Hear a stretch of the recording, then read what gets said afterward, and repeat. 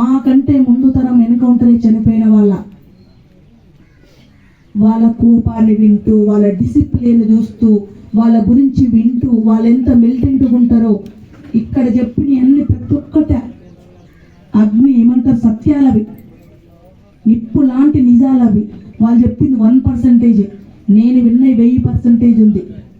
ఎందుకంటే నేను ప్రజా ఉద్యమంలో పనిచేసిన కాబట్టి అరుణోదయల నా కర్మ ఏంటంటే వాళ్ళ గురించి వింటూ పెరిగిన నేను, వాళ్ళు గొప్ప వాళ్ళని వింటూ పెరిగిన నేను ఎక్కడి దాకా నా ప్రయాణం కొనసాగిందంటే సరసనపల్లిలో అమరులైన కమ్రేడ్ భరతన్న, కృష్ణన్న, విజయ్,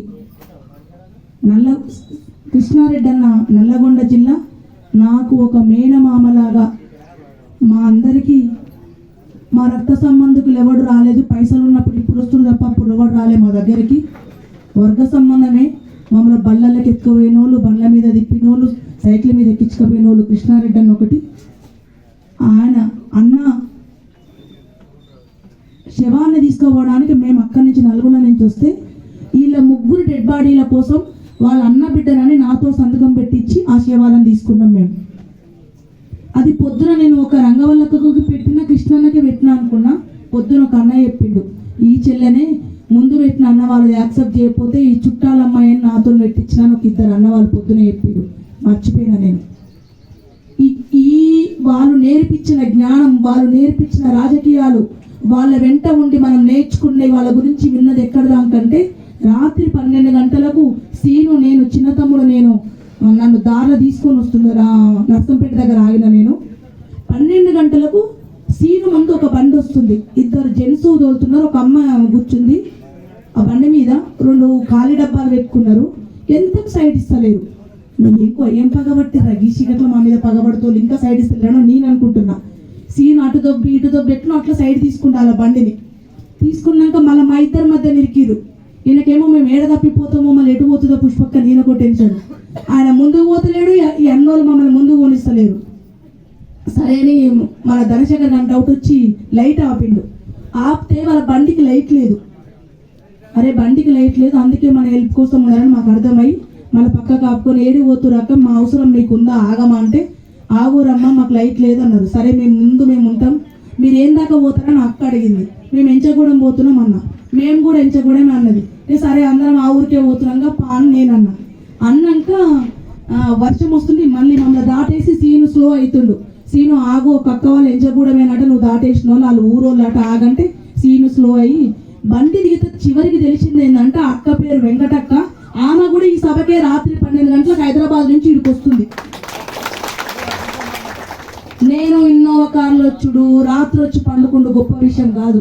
హైదరాబాద్ నుంచి ఆడ మిగిలిన ఖాళీ డబ్బాలు తీసుకొని మా బాబాయ్ సభ అమ్మని, అన్న బిడ్డో తమ్ముడు బిడ్డో నాకు తెలియదు, మా బాబాయ్ సభ అని మీటింగ్కి వస్తున్నాం చెల్లా అని, మళ్ళీ వద్దమ్మ దాని నుంచి పడుతూ రేపు ఇద్దరం సభ చూద్దామని మా కార్లు ఎక్కించుకొని తీసుకొని వచ్చినాం అక్కని. ఎందుకు అంటే ఇక్కడికి వచ్చిన మనం మాట్లాడుతున్న వాళ్ళం, ఈడ కూర్చున్న వాళ్ళమే గొప్పోళ్ళు కాదు. నాకు తెలిసినంత వరకు 70% ఇంట్లో 1000 మందికి 1,00,000 మందికి చెప్పి తుపాకులు పట్టించిన వాళ్ళే ఉన్నారు. మీ అందరి ముందు మాట్లాడంటే నాకు భయం అవుతుంది మైకు పట్టుకోవాలంటే. అందుకే ఇక్కడ కూర్చున్న వాళ్ళం ఎవరం పెద్దోళ్ళం కాదు, మేము కాదు ఏదో మాకు తోకలు పీకలు ఉన్నాయని తిండి కూర్చోబెట్టిరు. మీరే చాలా పెద్దోళ్ళు, మీ నుంచి నేర్చుకుని మేము ఇక్కడ దాకా వచ్చినాం. అందుకే రక్త సంబంధం కంటే వర్గ సంబంధమే గొప్పది. ఆ వర్గ సంబంధం మా నాన్నతో కాకుండా మాతో కొనసాగాలి. మా నాన్న బంధువులు ఎవరో, మా నాన్నతో పాటు బతికిన వాళ్ళు ఎవరో తెలియాలని ఈ పిల్లలు ఎప్పుడూ స్తూపం దగ్గర పెట్టుకుంటారు.